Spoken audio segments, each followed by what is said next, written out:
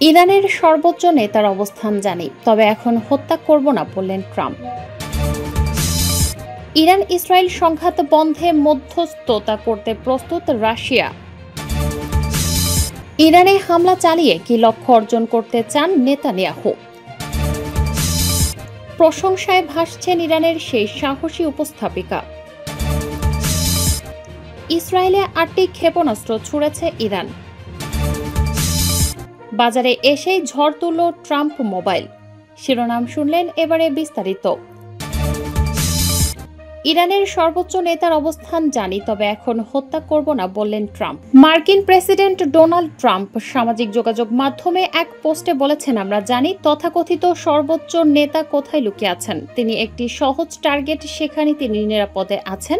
আমরা তাকে হত্যা করব না, অন্তত এখন না। ট্রাম্প আরও বলেন, আমরা চাই না বেসামরিক নাগরিক বা সেনাদের ওপর ক্ষেপণাস্ত্র ছোড়া হোক। আমাদের ধৈর্য ফুরিয়ে যাচ্ছে। বিষয়টির প্রতি মনোযোগ দেওয়ার জন্য ধন্যবাদ। এর কিছুক্ষণ আগে তিনি আরেকটি পোস্টে দাবি করেন, আমরা ইরানের আকাশের পূর্ণ নিয়ন্ত্রণ নিয়েছি। এ বক্তব্যে এমন সময়ে এলো যখন ইসরায়েল ও ইরানের মধ্যে পঞ্চম দিনে গড়িয়েছে এবং পরিস্থিতি আরও উত্তপ্ত হয়ে উঠছে। ট্রাম্পের এমন উস্কানিমূলক বক্তব্য মধ্যপ্রাচ্যে উত্তেজনা আরও বাড়াতে পারে বলে আশঙ্কা করছেন বিশ্লেষকরা। এর আগে এক পোস্টে তিনি তেহরানের বাসিন্দাদের সরে যাওয়ার আহ্বান জানিয়েছিলেন। মঙ্গলবার ইসরায়েলি সেনাবাহিনী জানিয়েছে, তারা ইরানের ইস্ফাহানে একযোগে বেশ কয়েকটি হামলা চালিয়েছে। আল জাজিরার খবরে একথা জানিয়ে বলা হয়েছে, শহরটির বিভিন্ন জায়গা থেকে ধোঁয়ার কুণ্ডলী উঠতে দেখা গেছে। এদিকে ইরানের সরকারি বার্তা সংস্থা IRNA জানিয়েছে, চলমান সংঘাতের সর্বশেষ পর্যায়ে ইরানি বাহিনী ইসরায়েলের দিকে 8টি ক্ষেপণাস্ত্র নিক্ষেপ করেছে। আল জাজিরার প্রতিবেদনে বলা হয়, যুদ্ধের শুরুর দিকে ইরান প্রতিটি হামলায় একসঙ্গে বহু ক্ষেপণাস্ত্র ছুড়লেও গত 2 দিনে সেই সংখ্যা তুলনামূলকভাবে কমেছে। সর্বশেষে ক্ষেপণাস্ত্র হামলাগুলো ইসরায়েলের উত্তর ও মধ্যাঞ্চলকে লক্ষ্য করে চালানো হয়েছে বলে জানা গেছে।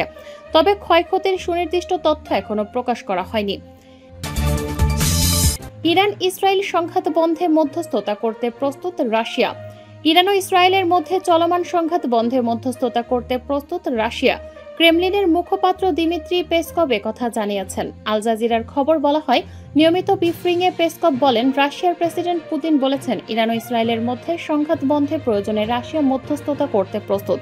তবে পেসকভ বলেন, বর্তমানে আমরা অন্তত ইসরায়েলের পক্ষ থেকে কোনো ধরনের মধ্যস্থতা গ্রহণ বা শান্তিপূর্ণ সমাধানের পথে যাওয়ার আগ্রহ দেখছি না। ইরান রাশিয়ার ঘনিষ্ঠ মিত্র হলেও রাশিয়া বহু বছর ধরে ইসরায়েলের সঙ্গে সম্পর্ক বজায় রেখে চলেছে।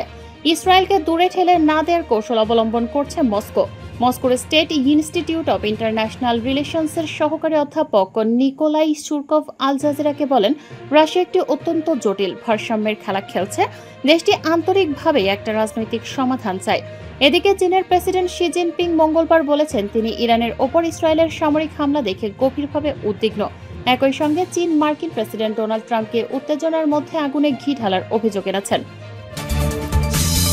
ইরানে হামলা চালিয়ে কি লক্ষ্য অর্জন করতে চান নেতানিয়াহু। ইসরায়েলের প্রধানমন্ত্রী বেনিয়ামিন নেতানিয়াহু জানিয়েছেন, তার দেশ ইরানের বিরুদ্ধে যে সামরিক অভিযান চালাচ্ছে তাতে মধ্যপ্রাচ্যের চেহারা বদলে দেওয়া হচ্ছে, যা ইরানের ভেতরেও মূলগত পরিবর্তন আনতে পারে। নেতানিয়াহু 3টি প্রধান লক্ষ্য তুলে ধরেছেন: ইরানের পরমাণু কর্মসূচি ধ্বংস করা, ব্যালিস্টিক ক্ষেপণাস্ত্র তৈরির সক্ষমতা নিশ্চিহ্ন করা, ইরানের মদতপুষ্ট সন্ত্রাসী চক্র, যাকে তিনি এক্সিস অফ টেরোরিজম বলেছেন, তাদের নির্মূল করা। তিনি বলেন, এই লক্ষ্যগুলো অর্জনে আমরা প্রয়োজনীয় সবকিছু করব এবং এতে আমরা যুক্তরাষ্ট্রের সঙ্গে ঘনিষ্ঠভাবে সমন্বয় করছি। এমনকি ইরানের সর্বোচ্চ নেতা আয়াতুল্লাহ আলী খামেনিকেও হত্যা করার সম্ভাবনা তিনি নাকচ করেননি। নেতানিয়াহুর মতে, ইরানের পরমাণু ও ক্ষেপণাস্ত্র কর্মসূচি ইসরায়েলের জন্য অস্তিত্বগত হুমকি এবং এই হুমকি প্রতিরোধ করা ইসরায়েলের বর্তমান সামরিক অভিযানের মূল উদ্দেশ্য। এ অবস্থান আন্তর্জাতিক অঙ্গনে গভীর উদ্বেগ সৃষ্টি করেছে, বিশেষত যখন সংঘাত পুরো অঞ্চলে ছড়িয়ে পড়ার আশঙ্কা রয়েছে। মঙ্গলবার ইসরায়েলি সেনাবাহিনী জানিয়েছে, তারা ইরানের ইস্পাহানে একযোগে বেশ কয়েকটি হামলা চালিয়েছে। প্রশংসায় ভাসছেন ইরানের সেই সাহসী উপস্থাপিকা। ইরানের সম্প্রচারের সময় ইসরায়েলি হামলায় সাহসী ভূমিকার জন্য আলোচনায় উঠে এসেছেন দেশটির অন্যতম খ্যাতিমান সংবাদ উপস্থাপিকা শাহর ইমামি।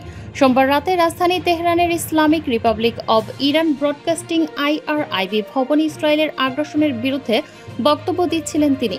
ঠিক তখনই ঘটে প্রচণ্ড এক বিস্ফোরণ। অনুষ্ঠান চলার সময় টেলিভিশন স্টেশনে আছড়ে পড়ে ইসরায়েলের ক্ষেপণাস্ত্র। তবে এমন ভয়াবহ হামলার পরও থামেননি ইমামি। এ হামলার 1 ঘন্টা না পেরোতেই আবার ফিরে এসে লাইভ সম্প্রচার চালিয়ে যান তিনি। এমন সাহসী পদক্ষেপের জন্য এখন প্রশংসায় ভাসছেন ইমামি। তবে এই হামলায় 2 জন নিহত হওয়ার তথ্য জানিয়েছে ইসলামিক রিপাবলিক নিউজ এজেন্সি। ঘটনার সময়কার একটি ভিডিওতে দেখা গেছে ইমামি টিভিতে ইসরায়েলের সমালোচনা করার পরপরই স্টুডিওর ভেতর ধোঁয়ায় ভরে ওঠে। ইরানের ভাইস প্রেসিডেন্ট জাহরা বেহরামজাদেহ আজার বলেছেন, ইমামি আজ ইরানি নারীদের সাহসের প্রতীক হয়ে উঠেছেন। তিনি আরও বলেছেন, এই নারী এখন আগ্রাসনের মুখে পুরো ইরানি জাতির কণ্ঠস্বর। শাহর ইমামি ইরানের সবচেয়ে পরিচিত সংবাদ উপস্থাপকদের একজন। 1984 সালে তেহরানে জন্মগ্রহণকারী ইমামি প্রমাণ করেছেন প্রবল আগ্রহ ও নিষ্ঠায় একজনকে নিজ লক্ষ্যে পৌঁছে দিতে পারে। যদিও তিনি কৃষি বিজ্ঞানে স্নাতক সম্পন্ন করেন, বিশেষত খাদ্য প্রকৌশলে, কিন্তু তার প্রকৃত টান ছিল গণমাধ্যম ও জনসেবার দিকে। তিনি 2010 সালে সংবাদ উপস্থাপনায় আসেন এবং দ্রুতই জনপ্রিয় হয়ে ওঠেন। মিডিয়ায় তার পদার্পণ ছিল বাধাবহুল, তবে একান্ত প্রচেষ্টার ফলে তিনি জায়গা করে নেন ইরানের রাষ্ট্রীয় সম্প্রচার কেন্দ্রে। তার মতে, নারী সাংবাদিকরা সমাজে পরিবর্তন আনার বড় ভূমিকা রাখেন এবং ভবিষ্যৎ প্রজন্মের মেয়েদের জন্য অনুপ্রেরণার উৎস হয়ে থাকেন।